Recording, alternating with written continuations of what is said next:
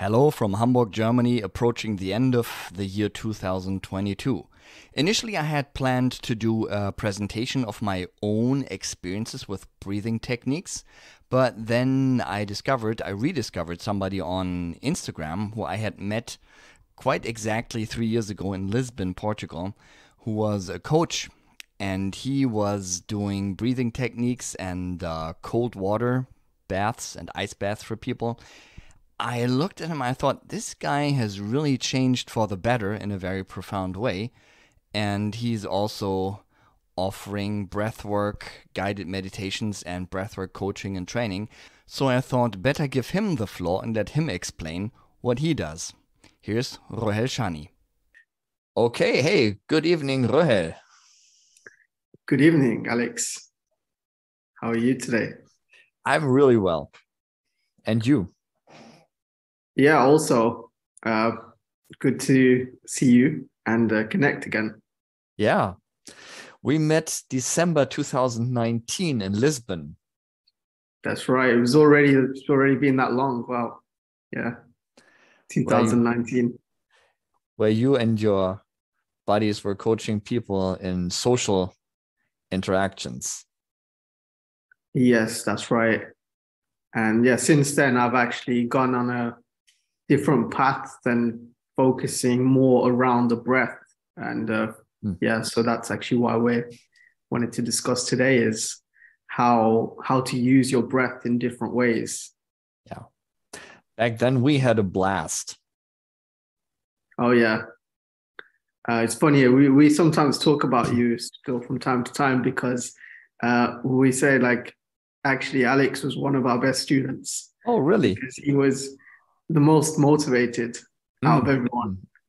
We met many people who were like much younger, and they always feel like they have so much time and they're a little bit lazy when it comes to actually implementing things. Whereas you was just like, nope, let's do it. I'm fully motivated.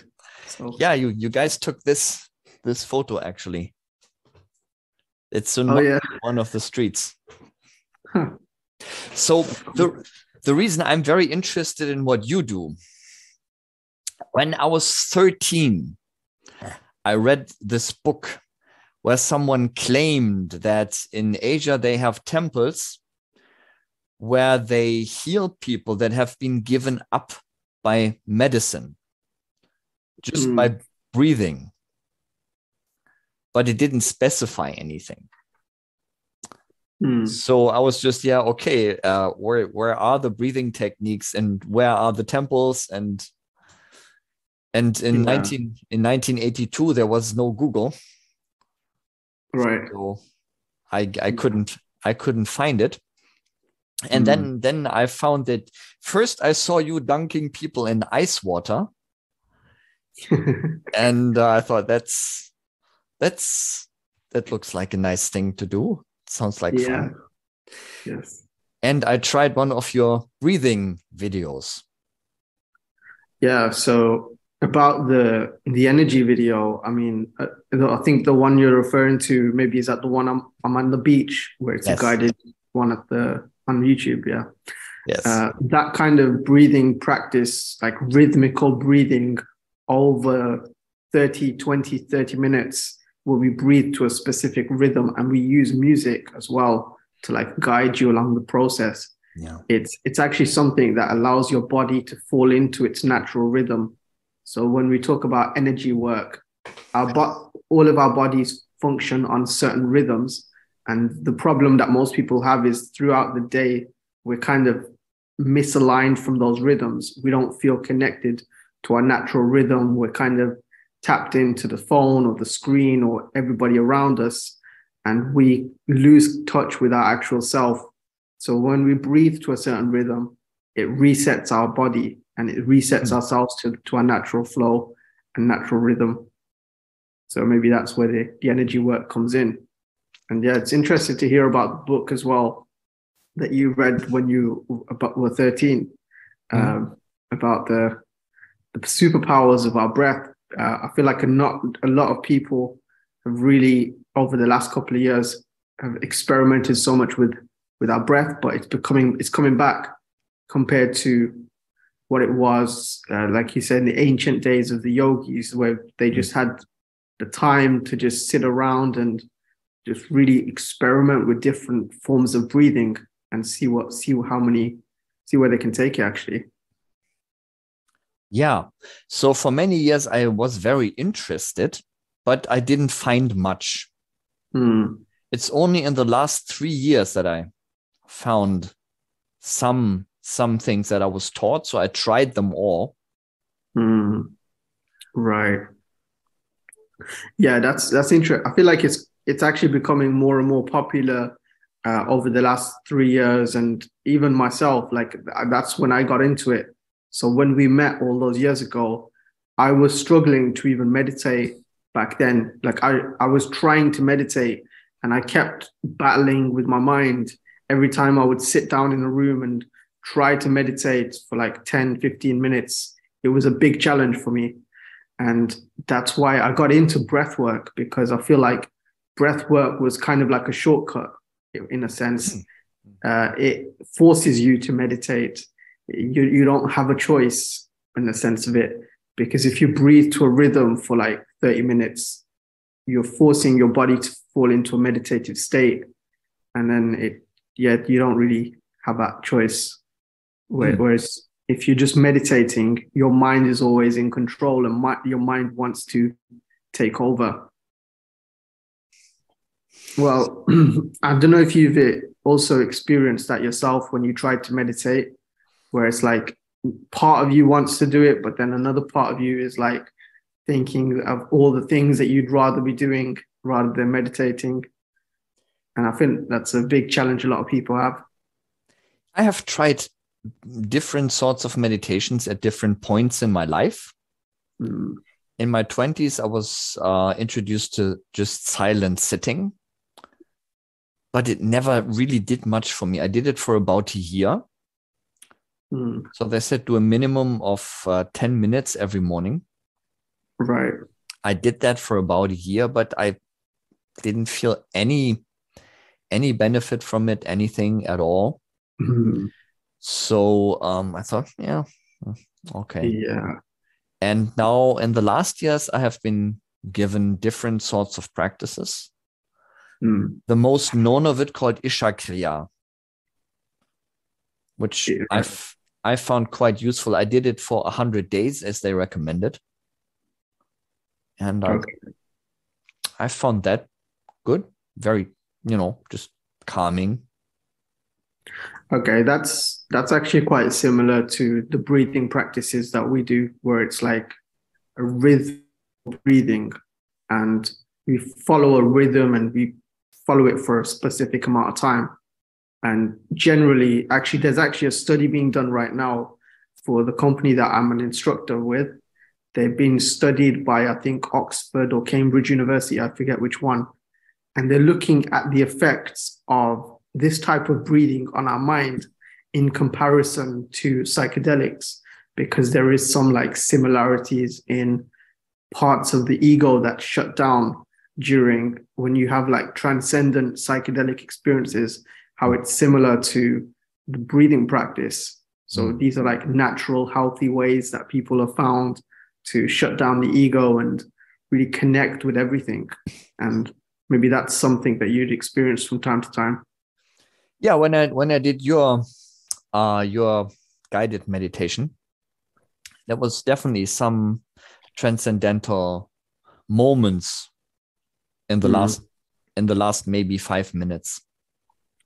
Yeah, and that was about a 20 to 30-minute meditation. But if you've done it for over like an hour, that's sometimes what I do, like in a live in-person session where we go over an hour and people have like full-on transcendent experiences. I myself have done it quite a few times as well, where it's like I've had these almost out-of-body experiences where you lose sense of who you are and the feeling of your body, and you kind of feel as though your body is the whole room, and you can actually project your consciousness outside of this limited space of your body, and then you become the room and you feel the energy of the room and then transfer it back into your body. And these are like incredible experiences that you can have. Mm-hmm. Yeah, I have not had that. But is that what you're doing somehow derived from the Wim Hof circle? Yeah, I actually started it through Wim Hof. Mm. I got into this whole thing through the Wim Hof practice, and yeah, and even like the ice baths. I take a cold shower every day myself, even in the winter, still today. So I think the Wim Hof method is great, but the thing that people maybe don't understand is that the Wim Hof style of breathing is a specific type of breathing that is good for a certain scenario, and it's not good for like every type of breathing. So we have two different types. One that is like activating, more like it's more of an activating type of breath, like Wim Hof. It's like the hyperventilating style where you hyperventilate, and that's not really the best type of breathing if you want to lower your anxiety or lower your stress in the short term. But maybe what it's better for is actually bringing up blocked emotions, bringing up sort of lost trauma in your body, and allowing you to process them and let them work your way through them. And that's what Wim Hof style of breathing is good for. However, not a lot of people know that. So I think you go onto his YouTube and his breathing style there, it's like has 50 million views. And a lot of people I know use that to sleep. And it's actually not the best style to be doing before you sleep, because what it's doing is actually activating your body and making you feel more awake. So it's like understanding the different styles of breathing and when to implement them in your life. I think that's the key there. What I found interesting, I did the Wim Hof program a few years ago. Right. And you know these little yellow stripes that you pee on, and then the color shows you how acidic, right, how much acid you have. And after those breathing sessions, they were usually blue. The stripes usually turn blue, yeah, pretty alkaline. So I thought, this is a reliable method to make me alkaline.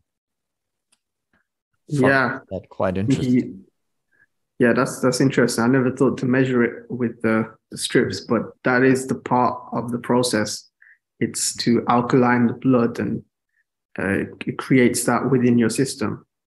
I feel like there's a lot of ancient wisdom out there that is kind of been consumed by the new world right now, and that's actually what I'm doing now. Is my whole project, and what I'm doing is actually merging the ancient wisdom and the ancient world that we have with the modern world.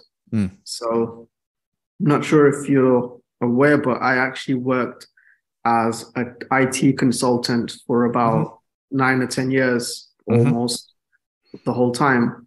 And one thing that I always found working as like somebody who's a technically minded person is that I looked at my body kind of like a computer, where it's like we can see that our body, it's like from time to time we need to go through like upgrades, and there's like a lot of viruses that have been like injected into our system throughout the years.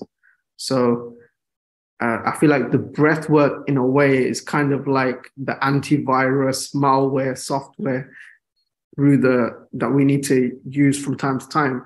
It's not something that like you shouldn't be breathing like that every day, but it's like once a week you run an anti-software check on your system and make sure that all of the viruses are clean, and then your system can operate as it should. You said the Wim Hof is not the best to do before you sleep. So is there anything you recommend to do before sleeping? Yes. So before sleeping, the style of breathing is one where you extend your exhale. So you breathe primarily in from your nose, out from the mouth. So what that does is when you breathe in from your nose, it acts as more of a calming breath. And there's actually a chemical that's released into our body called nitric oxide. That's when we only activated when we breathe in from the nose. So breathing in from the nose into the diaphragm, and then breathing out for twice as long as you breathe in, but doing it to a rhythm. there's quite a lot of meditations or guided breathwork sessions with that style. And if you look for something where it says activating your parasympathetic nervous system. So I'm not sure if you're familiar with the two different parts of your nervous system. I know of it. I do not know much about it.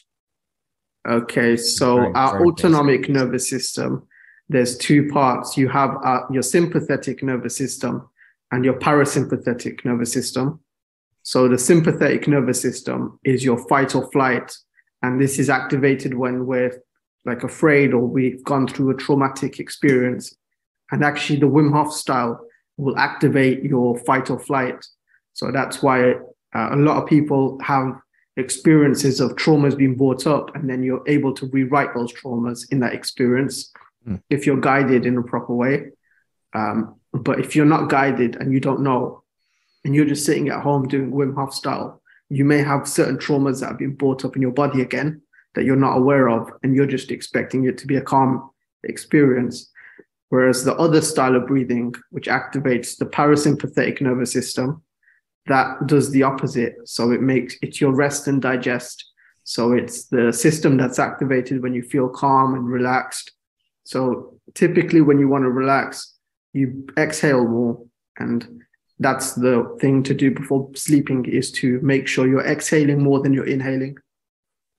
Yeah, that's also what I have learned. You want to increase energy, you take longer in. Yeah. And you want to calm down, you breathe out longer. Yes, yeah, exactly. And that's the key thing there. It's like understanding which style of breathing works for a specific, like whatever you need, and adjusting it.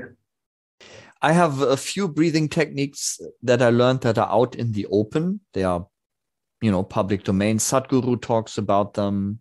A guy named Sadhguru. Then there are other people. And there are some things I have been shown that people told me don't make it public.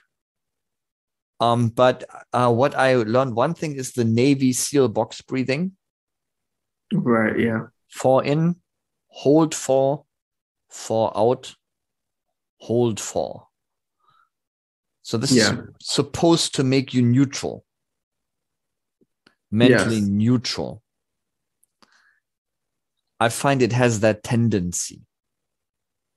Yeah, box breathing is incredibly, it's used for, as you said, by Navy SEALs, and they use it specifically to feel neutral and allow them to get into a specific flow state. So once again, it has its use and its functions, and it's understanding when you need to use that type of breathing. So if you're in a situation where you just need to return to neutral, maybe you need a bit of clarity, then box breathing is the way to go. But if you need to activate yourself, if it's before a run or a workout, then maybe go with the Wim Hof style. And if it's before bed, then go with the parasympathetic style. So it's just a case of understanding the different styles and how they affect your body, and then using them accordingly. Yeah, we already discussed slow in, fast out, or fast in, slow out. Yeah. I've been taught those. Then like I said, I did the Isha Kriya for 100 days. That is was good to get me a little more, to make a little less drama up here. Yeah. With the Isha Kriya as well, I think that's the important thing that you said about shutting off the mind a little bit. And that's kind of the practice that I do mostly. So the work that I do is related around that. And the purpose is to shut off the conscious mind during parts of our sessions. So when we're talking, usually it's our conscious mind that's active most of the time. And our ego kind of gets in the way of ourselves. Our ego wants to answer the questions sometimes. And a lot of people have trouble being truthful and being honest when the ego is the first one to answer. So through this kind of breathing practice, what I've developed is like a way of navigating into the subconscious using a specific type of breathing. So we breathe for a specific amount of time, and then communicate directly with your subconscious to see actually what's actually troubling you and getting to the root cause of that issue. So yeah, a lot of the work that I do now, it's like I use the breath work as a tool to actually help uncover what's blocking you, and then use that as another, like the breath, the way I use the breath is sort of, yeah, firstly as a tool to uncover what's blocking you, but then also as a tool to let go. So it's a twofold. I have also been suggested to only breathe twice a minute, which I find very calming. What do you mean by breathe twice a minute? Well, do not, breathe very slowly. Yeah. Not more. I've managed to do a few times once a minute, but not much. Do you mean inhale twice a minute? Inhale. Yeah, in and out twice a minute. Okay. So 15 seconds in, 15 seconds out. Ah, okay. Yeah. Or 30 seconds in, 30 seconds out. And I found that, I used to be very twitchy for many years, and that really brought that down. Right. Yeah, I think that's the best advice there. Is like, when we're breathing and doing these kind of breathing practices, it's good. It's all good doing them once in a while, like I said, as the malware check and check up on the system. But it's actually, the key thing is bringing it into your day-to-day life. And when you are able to breathe less, you're actually feeling a lot calmer throughout your day. And I think there's a famous quote, I forget who it's by now, but it was a famous Chinese emperor. And he says, like, I think his name is Lao Tzu, Lao Tzu. He says, the perfect human breathes as if he's not breathing at all. And that's the way it's like the breath, inhale and exhale shouldn't be heavy. You shouldn't be breathing like breathing like a Wim Hof style every moment of your life. You should be breathing in a calm way that looks as though you're not breathing at all for the whole minute. And like you said, taking in less breaths is the way to go. So with your specific technique, what would you say is your life experience? How has your life experience improved over before? And what have you seen improve in people who you taught? Yeah, for me personally, what I've experienced is I felt like I've been able to dive deep into my own issues. So that was the first thing, is I used the breath, like I said, firstly as a tool to navigate into what's actually bothering me beneath the surface, and then as a tool to let go. So using it for those two things, I was able to uncover a lot and release a lot within myself, feel more at peace within my body. And then also I was improving my breathing practices on a day-to-day basis. So I had a belief that I couldn't breathe into my diaphragm, for example. I was a mouth breather for such a long time, where I would just breathe from my mouth because I felt like my nose was blocked. I felt like I wasn't able to breathe in fully through my nose. It was at like 40 to 50%. So I was like, I'd rather breathe in from my mouth. But I didn't realize how harmful that was. And for many years, I just kept on doing that. So switching from that type of breathing to breathing in from my nose really changed a lot of my health, actually improved my health so much. I stopped snoring was one thing, and like I feel a lot clearer throughout the day. Okay, so that's one specific thing, stopping snoring. Yeah, and I think that's pretty interesting. But apart from that, I feel like letting go of what's bothering you and blocking you is kind of a key thing, because a lot of times we don't know what's actually blocking us, and what's blocking us is something beneath the surface, and it's something that we don't have like awareness or visibility of. But using the breath work, I was actually able to dig deeper and see all these underlying issues for myself, and even like the people I work with. So the key thing that when I work with people is like we have a certain level of communication and honesty up front, but they are always having like an internal battle with their own ego, and they're not sure of how much they're able to let go. And the ego is usually the one that's in control.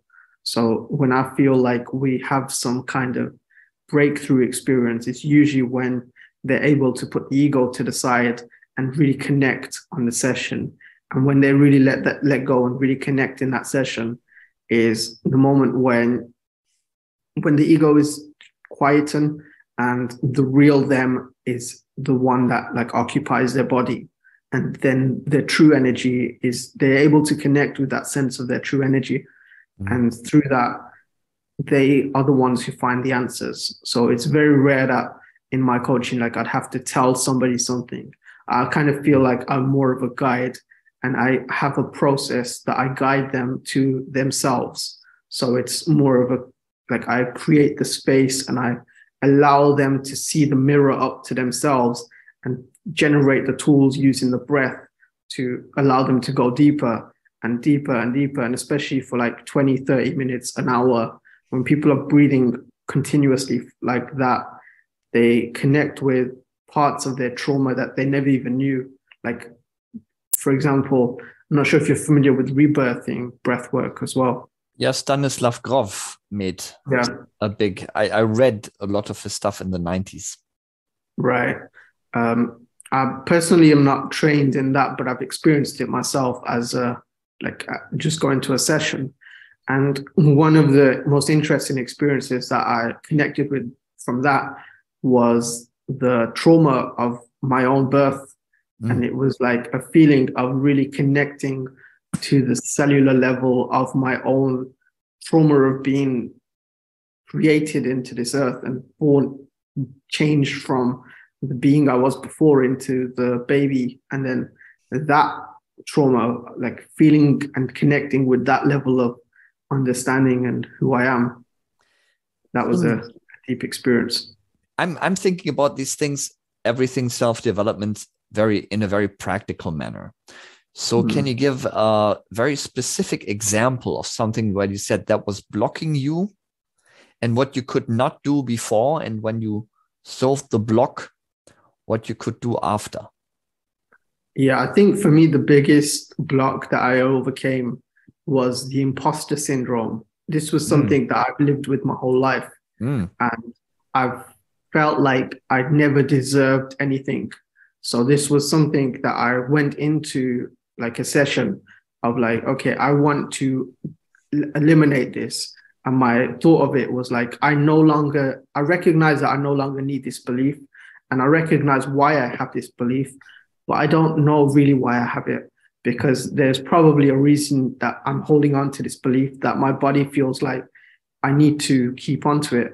And I think that was the first time where I went deep in a session and I shut off my conscious mind, because my conscious mind is always telling me, you're not an imposter. No, you're fine. But deep down, something is telling me, no, you don't deserve this. You don't deserve success. Like I would go through patterns in my life where I'd be successful, but then I'd self-sabotage and try to mess up my success. And I feel like that all came from this one belief that was created, where it was like, I genuinely did not feel like I was worthy of success. And once I connected with that core belief and untangled it and really connected with it and allowed my whole body to feel the unworthiness, because I think that's the key thing, is in order to let go of the experience, you need to go deeper into it. So with that, I went deeper into my feeling of unworthiness. I felt all of the shame and the expression of actually not being who others expected me to be. And then I went deeper into that and did a few sessions. And once I fully allowed my body to feel it and I allowed it to express itself through the breath work, it actually just disappeared. And now it's not something that I deal with anymore. Whereas like before, self-sabotage, imposter syndrome were things that were like on a daily basis, were things that were ruining my own success in life. So when I met you 3 years ago, I always I found you quite present, but as of now, I find you a lot more present and relaxed. Yeah, that's interesting. I would say 3 years ago, I would not have described myself as present, but that's kind of you'd say. Okay. So if people want to work with you, where do they find you? The best place would be on Instagram. On Instagram as Inspire with Shani. I'm also getting started on YouTube as well. I'm creating a lot more content on YouTube, the same Inspire with Shani. So yeah, I appreciate the chat. That's good. I'm going to put the links to that into the video description. Oh, thank you. And well, thank you very much for this insight. And I hope thousands of people are gonna try and work with you. Thank you. I appreciate it.